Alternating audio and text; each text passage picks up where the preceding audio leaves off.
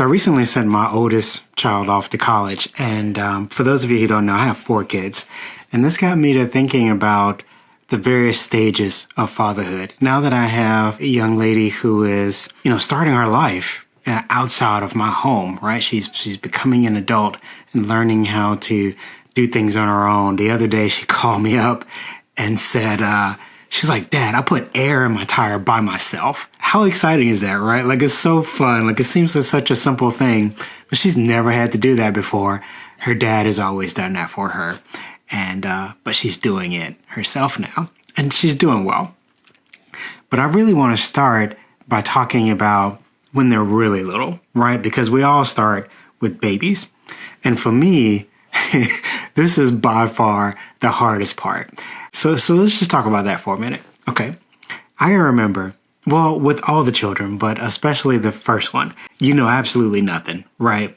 You've never had a kid before.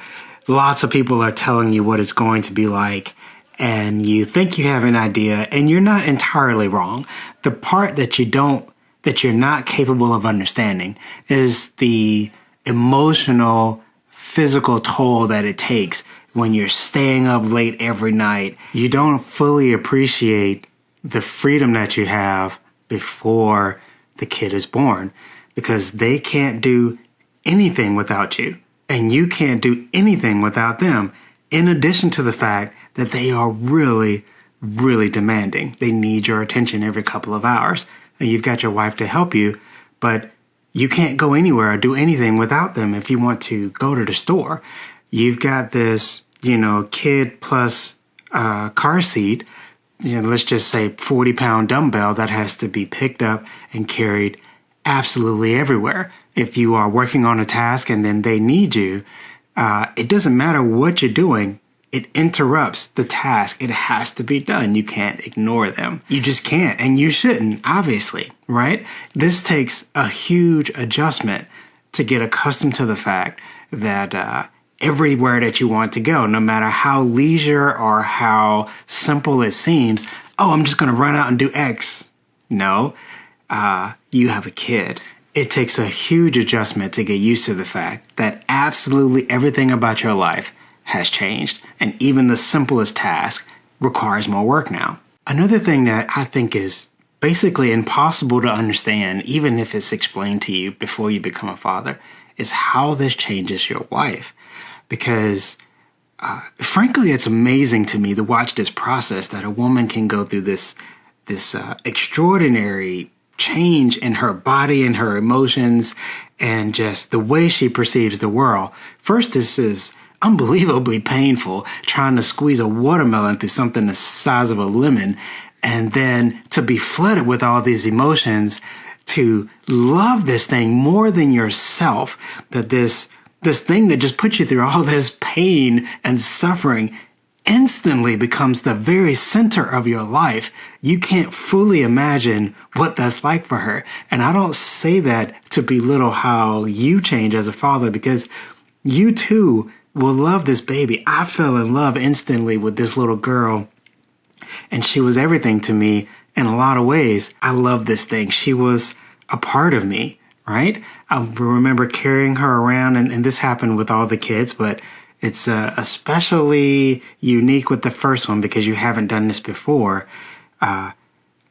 This little girl is a part of me. She's an extension, and I was carrying her around and loving her and thinking, wow, like I'm responsible for this little life becoming an adult. And that's a lot to take in at the beginning. And it takes a while to get used to the fact that you have this dependent. But that's completely in the shadows of what changes in your wife emotionally, physically, and that has other effects. You become secondary to this kid. And even though that's uncomfortable, it's just a part of the process. You have to adjust to the fact that you are not what you used to be to her, and she's not even aware that her feelings toward you have changed. I shouldn't say that her feelings toward you have changed. It's completely overshadowed by what's happening with this kid.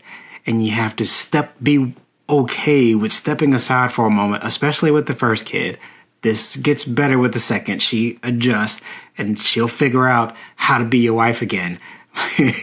But with that first kid especially, this is really, it's not hard. It's just that she's completely blind to it. You can't fix it. You can't do anything about it. You just have to wait for it to happen and love her through that process because she's not even aware that it's happening. Of course, the first night is when you get your real test because when you go to sleep, it turns out these little things holler and they holler a lot.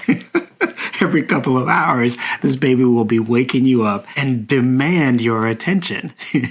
Whether it's you or your wife or both of you, every couple of hours, you can't imagine what that's like. And the first couple of nights, you'll be fine. 2 nights of being sleep deprived is okay. But when you get to the third night and you haven't slept, it is after this moment that you really start to understand how your life is changing. I can't fully describe how you change because you have to experience the sleep deprivation, the emotional changes, and the home changes, all these things that are changing around you. Specifically, this kid is like a whirlwind in your house. Everything is about the kid now, and your wife changes where everything that was about you is now about the kid. And I don't mean that in a way that you should be upset about it. I'm just telling you it's a reality that you don't expect, and it's going to happen. You can't avoid that. The other thing that makes it really challenging is they can't tell you what's wrong. It just hollers. It has one button for everything. If they gotta poop, if they just want your attention, if they're hungry, if they just, I don't know, feel like hollering because it's just the thing to do and they're practicing their hollering capabilities. You have no idea and you can't ask them. They just do it.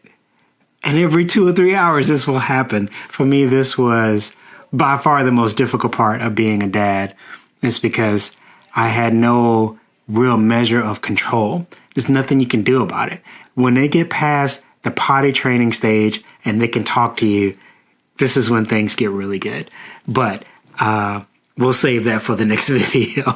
So anyway, babies are lovely. I love holding other people's babies. Me and my wife even discussed, well, would you like to have more kids? It's like, well, not particularly. I mean, 4 is plenty. I wouldn't mind having more kids. I think at this stage, though, rather than have another baby, we could help someone else out by adopting someone who's past that, baby stage. Okay, that's enough ragging on the baby stage. Let's talk about some pointers for surviving those first 2 years or so of, your kid being a baby up to toddler. I think the first most important thing is probably an obvious one is this is going to require a great deal of patience. You're going to have to realize they don't understand and they won't understand, and this stage will pass. They won't always be this little. So you have to appreciate the things that are great, appreciate the cuteness and the fact that they're tiny and you can hold them close to you. That's amazing. And you have to get as much as you can out of that part because it will drive you crazy. There will be times where you're going to be exhausted and tired and they'll yell all night. I mean, it kind of sucks, but that's okay. You get through it. Eventually, they learn to not poop in their pants anymore, and they start going to the bathroom, and they start talking to you, and then those kinds of things change. And I only point those 2 things out because those are the 2 things that I personally struggle with the most. I wanted to be able to say, I want to have a dialogue. I want to have some sense of that this relationship is going in both directions. We're not just smiling at each other. Smiling is nice.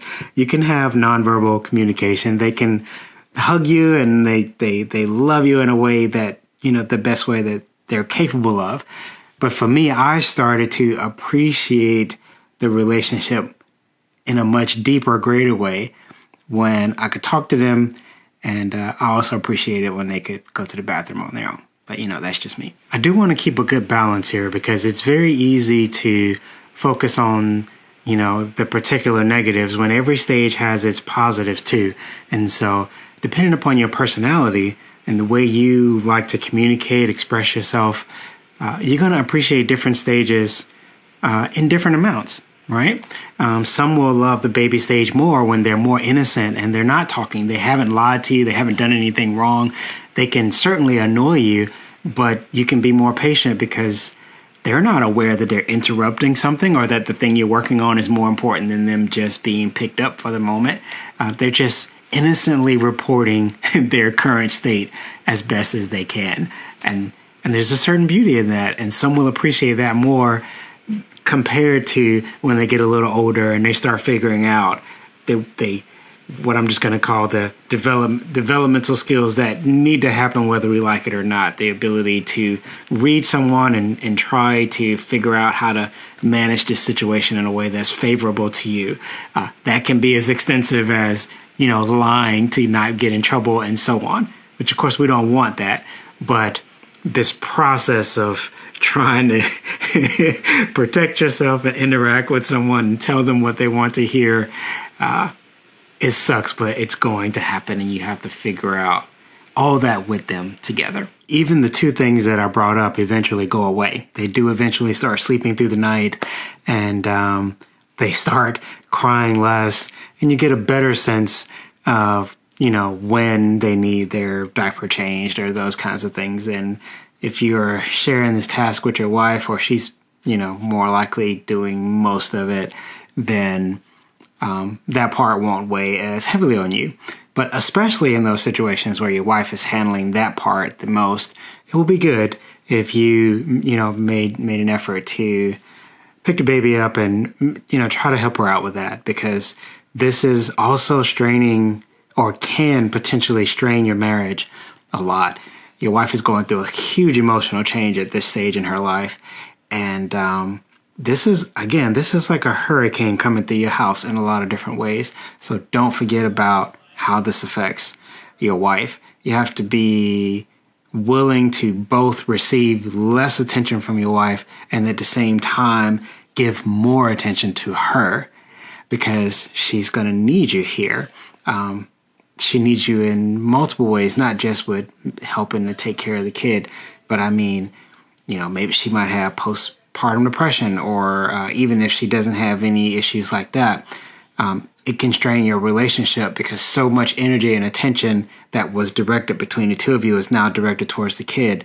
Make sure you don't neglect your marriage. If you can find a way to get someone to take care of this kid for a little while, when she's been carrying the kid for a while, take the kid from her and you carry it around for a while and try to share that load as much as possible, because this is a critical stage in your marriage. And I think the reason a lot of marriages can end, when kids are, they don't end up getting a divorce until the kids are maybe, 6 to 10.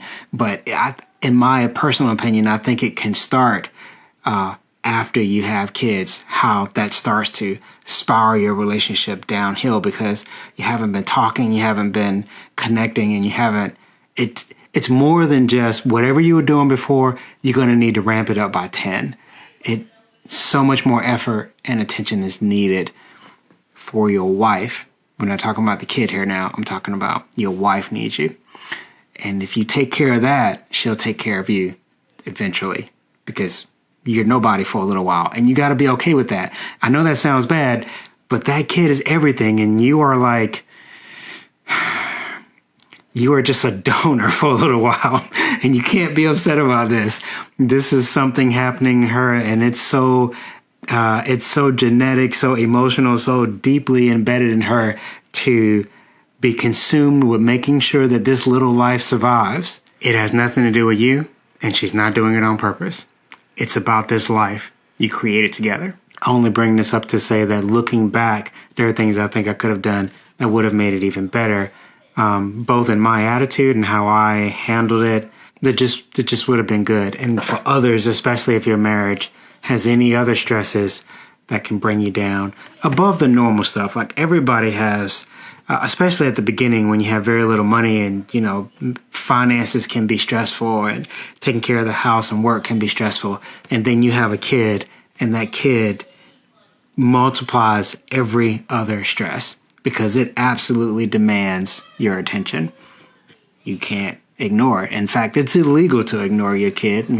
We call child protective services if you don't protect this little life. I'm saying all this with the presumption that if you're watching this channel, you actually care about these kids. So I don't want to sound like I think of babies as just this thing that's just sucking the life out of you. That is not what I'm trying to say at all.